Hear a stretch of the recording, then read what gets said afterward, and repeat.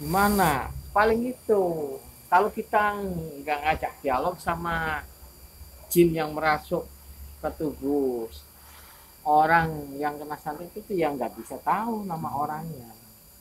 Nah misalkan makanan Pak Suhu ini Jawaan bae ya. Hmm. Jawaan bae arane wong Cirebon ku kudu Jawaan bae. Makanan Pak Suhu. Kata ini dikit. Iya deket ya. Oh, ya. Nah Pak Suhu terkait pengobatan santet Pak Suhu yang sering sekali digambarkan di YouTube Pak Suhu. Nah kalau santet itu kan misalkan orang ini kena santet itu kemudian diobati gitu. Nah itu diobati kalau kalau orangnya maunya tahu itu tuh dikembalikan loh gimana itu yang pelaku pelaku dukunya itu gimana. Aku maksud dikembalikan itu akan mental atau gimana itu tuh bisa nggak dikembalikan itu ke orangnya just gitu tuh kemudian sampai kekapar lah orangnya di sana lah ini itu gimana penjelasannya tuh kalau misalnya kita gopati pas biasa ngopati gitu tuh.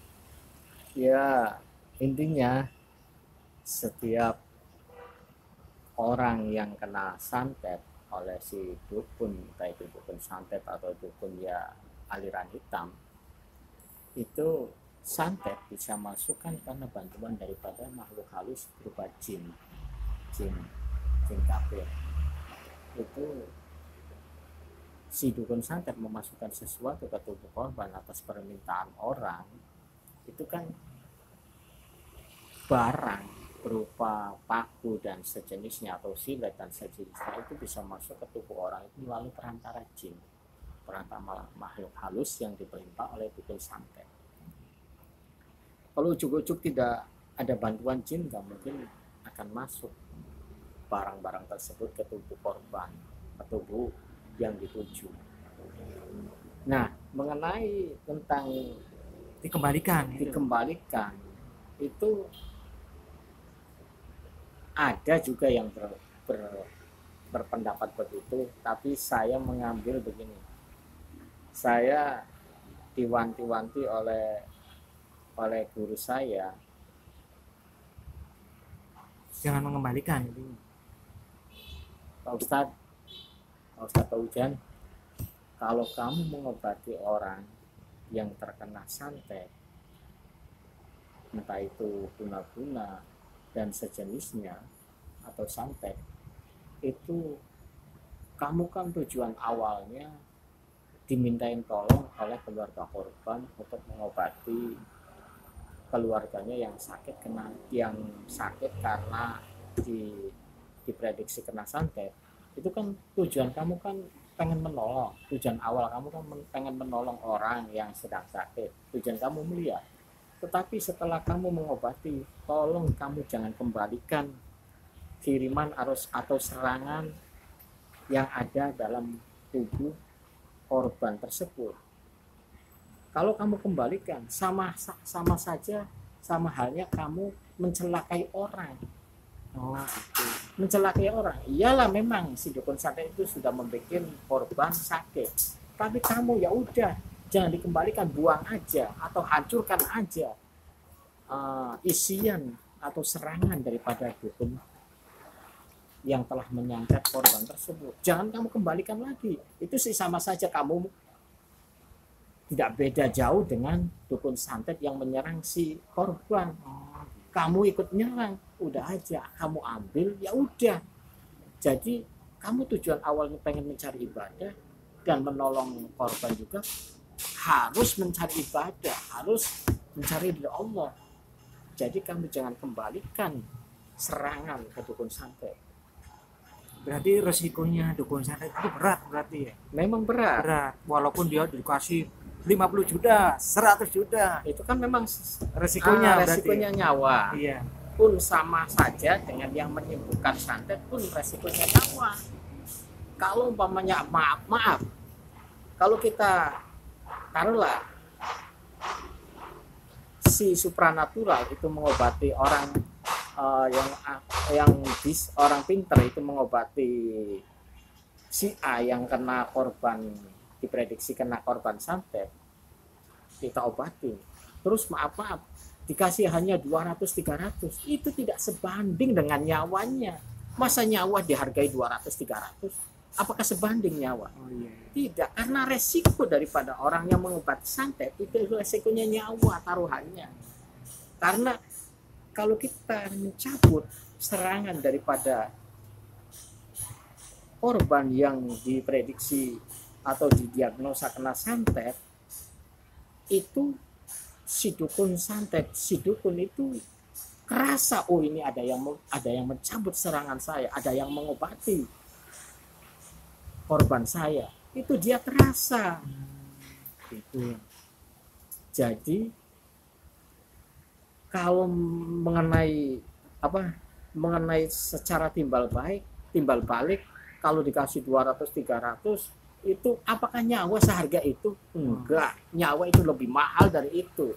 Tapi kalau kita lihat, kita tujuan awalnya ibadah, biarlah Allah saja yang membalas kebaikan kita, menolongnya, dan kita tuh juga tujuannya untuk menolong. Jangan pandang 200-300. Memang kalau 200-300 itu tidak sebanding dengan harga nyawa kita. Masa nyawa dihargai 200-300 sampai 500 itu tidak sebanding.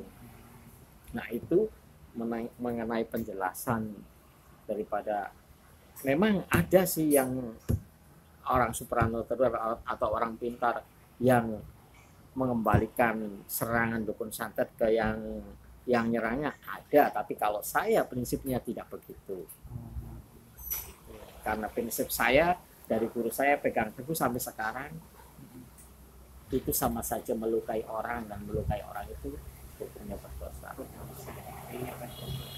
Nah, kira-kira tuh ya apa ya yang pernah kemarin saya lihat tuh, sampai saya kan lihat di videonya Ujang Bustami itu ya. Iya.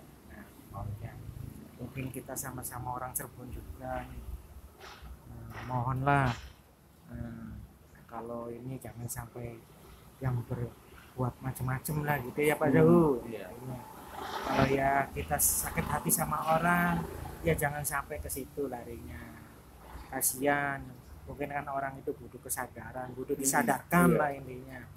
Jangan sampai kita marah sama orang, kita berlarut-larut sampai berbuat jahat, itu kan tidak baik Pak Zahu ya. Mungkin kasihan, itu pasti kan merugikan bukan satu orang, dua orang, itu banyak yang dirugikan. Minimal orang kayak seperti Pak Suhu harusnya ibadah harus mengobati dengan risiko seperti itu. Jadi tolonglah pada rekan-rekan yang punya salah sama sahabat, saudara atau apapun itu, ya kalau bisa sih ya jangan sampai menyakitin orang lain gitu ya Pak Suhu ya. Iya. Seperti itu. Nah, saya kepengen berbincang-bincang lagi nih Pak Suhu,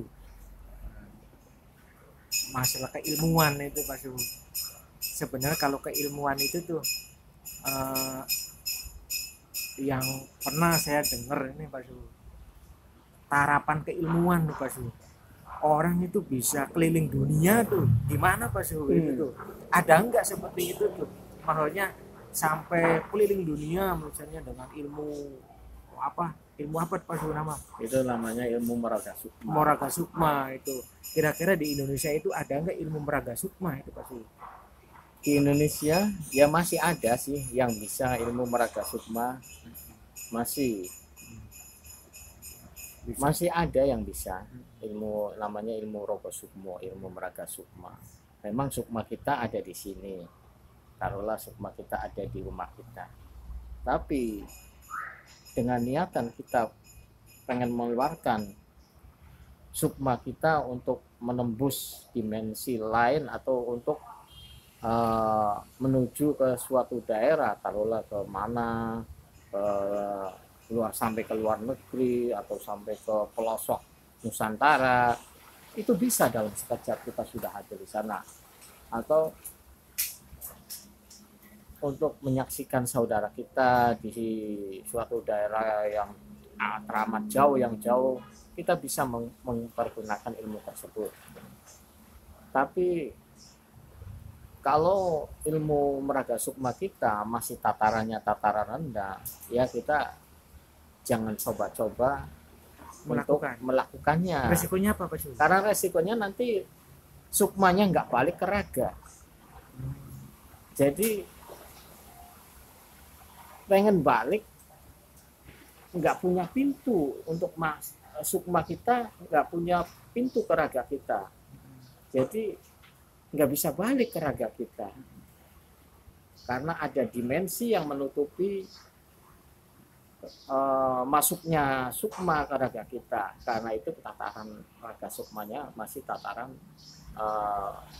rendah atau tataran masih setengah, bukan tataran tinggi. Kalau yang tataran tinggi, begitu kita udah selesai, saya mau balik ke sukma saya, ya langsung.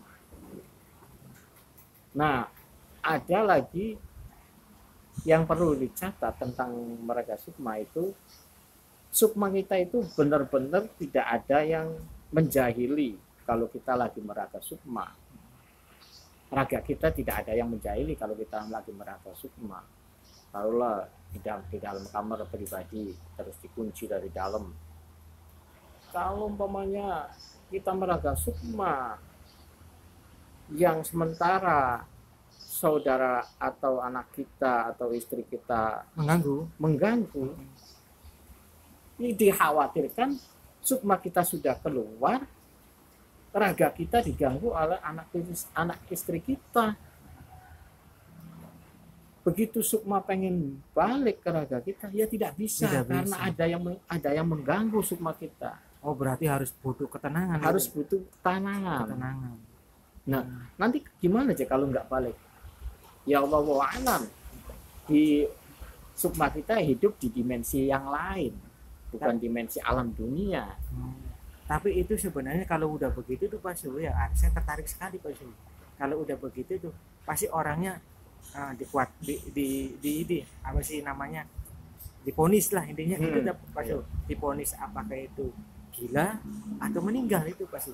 Ya kalau secara kasat mata kita ponis meninggal. Ponis meninggal. Tapi, karena raganya ada tapi sukmanya atau rohnya tidak hidup, itu kan berarti orang meninggal. Nah kemudian itu kan sukmanya kan melayang-layang atau alam dimensi lain. Itu bisa meninggal lagi nggak Pak Su? Nah itu itu tuh. Ya itu kalau sudah tandanya waktunya kata Allah rohnya dicabut, ya bisa gitu ya. Bisa. Tapi melayang-layang. Sesuatu bagi Allah tidak ada yang tidak mungkin. Ya. Sesuatu itu pasti kalau Allah sudah berkehendak. Berarti itu termasuknya ilmu yang ada di Al-Quran Pak Su. Iya. Ada gitu. Berarti para wali gitu ya. Kalau para wali itu sejatinya bukan tidak meninggal itu. Iya. Kalau sejatinya para wali, para syuhada, para solehin, itu sejatinya dia itu tidak meninggal. Yang meninggal itu jasadnya aja yang dikubur, tapi rohnya dia akan hidup sampai yaumil kiamah, baru dia meninggal. Nah, kalau masih hidup, kok hidupnya di mana? Ya, di mana Pak? Hidupnya di mana? Ya hidupnya di alam dunia. Cuman kita tidak pernah lihat, tidak bisa melihat karena alamnya sudah beda, tapi tetap di alam dunia. Kenapa dia masih di alam dunia terus makannya gimana, ininya gimana? Ya tetap makan, cuman makannya kan bahwa alam. Saya sendiri ilmunya sudah tidak bisa menembus alam sana ya, bahwa alam dia itu makannya apakah seperti kita makan nasi dan sebagainya, bahwa alam. Tapi intinya dia itu masih hidup dan hidupnya di alam dunia bagi para wali Allah, para syuhada, para soleh, dia itu sejatinya masih hidup dan hidupnya itu di alam dunia. Dia masih diberi rezeki, masih diberi barokah, masih diberi sesuatu oleh Allah. Oh gitu ya. Nah, ya berarti wis begitu berarti ya. Kalau udah begitu tuh pas apa sih, berarti walau sangat luar biasa ilmu itu tuh. Iya. Ilmu itu sangat luar biasa loh Pak Su ya. Iya. Nah udah begitu tuh Pak Su, berarti ada nggak zaman modern sekarang nih Pak Su, Ya. sampai menembus ke alam itu tuh maunya. Kan misalkan ada nih, udah ini misalkan memberikan inilah gitu. Kemudian ada di zaman modern ini sampai ada orang yang bisa melihat. Pasti kan harapannya dia itu udah dilindungi lah intinya dalam keilmuannya itu kan. Nah, bisa dilindungi kan, intinya nggak bisa nembus nggak zaman modern sekarang yang bisa melihat langsung dengan indra keenamnya gitu. Ada nggak sampai ke situ zaman sekarang itu Yang melihat ke kalau misalkan sampai para syuhada itu yang iya itu iya. gitu. Ada sih yang orang yang bisa melihat orang yang para aulia, para syuhada, para solehin yang bisa melihat para aulia yang sudah meninggal di alam dunia, tapi sejatinya dia itu masih hidup.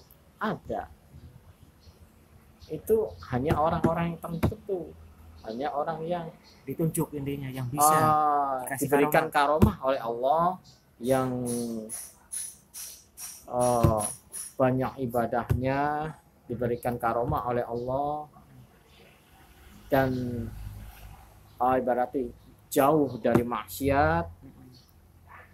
Itu ada yang bisa melihat. Oh, berarti seperti itu ya Pak Surya.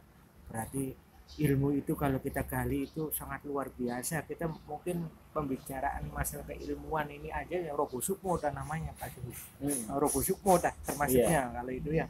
Berarti sangat luar biasa. Mungkin kalau kita berbicara tentang keilmuan, nggak mungkin kita ngobrol sampai setengah jam ya mungkin berhari-hari. Itu banyak sekali yang perlu digali tentang apa dan apanya. Tapi jangan gini, yang penting kita jangan pernah melakukan sesuatu hal tentang keilmuan tanpa ada gurunya Kalau kita belajar katanya lewat YouTube ya janganlah, langsung aja sama gurunya supaya kita bisa terarahkan, karena ilmu itu sangat riskan sekali, sensitif lah intinya. Bener nggak Pak Syahus sensitif? Kalau kita nggak ada gurunya itu kita dikhawatirkan terjadi apa-apa, orang itu tidak bisa mengendalikan, kekuatannya kurang, nah bisa ngepok namanya gitu, udah ngepok ngepok. Kalau bahasa Cirebon itu ngepok mokonan Pak Syahus, bener nggak Pak Syahus?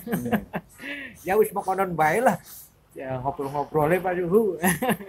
Mungkin rekan-rekan kita pada melihat jangan lupa subscribe-nya. Nah nanti kita ngobrol-ngobrol lagi tentang apa Pak Ju, terus apa bela yang penting tentang keilmuan demi kebaikan, keilmuan ya cerita-cerita keilmuan lah, yang penting keilmuan masalah pengobatan dan lain-lain. Yang penting kita jadilah orang-orang yang benar-benar ahli ibadah lah Pak Syuh, supaya kita tuh jangan sampai ada sirik dengki sama orang lain, selalu istiqomah, selalu apalagi Pak Syuh, selalu ya menjauhi maksiat lah, intinya seperti itulah. Udah tinggal zamannya itu, yang penting kita bisa sadar diri itu saya siapa. Kalau kita punya masalah sama rekan, saya punya masalah sama tetangga dan lain-lain, ya jauhkanlah. Nah intinya seperti itu Pak Syuh, jangan sampai kita berlarut-larut ya mungkin kan orang kan pasti ada kelebihan pola berpikirnya, ya dikasih sadar aja seperti itu ya Pak Syuh ya. Supaya lebih efektif gitu kita pola pikirnya, kedewasaan kita kan seperti itu. Jangan sampai kita gini kita bermain ini, wah itu salah besar. Yang dirugikan siapa? Banyak yang dirugikan, seperti Pak Syuh sekarang lagi santai-santai dia minta tolong, itu walaupun dia itu minta tolong juga waduh resikonya yang tadi dijelasin seperti itu ya Pak Syuh. Nah itu ya janganlah berbuat jahat sama orang lain.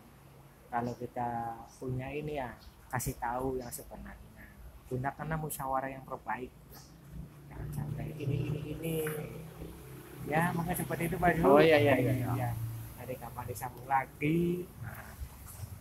Apalagi ya wis lah mokonon bela. Assalamualaikum warahmatullahi wabarakatuh. Waalaikumsalam warahmatullahi wabarakatuh.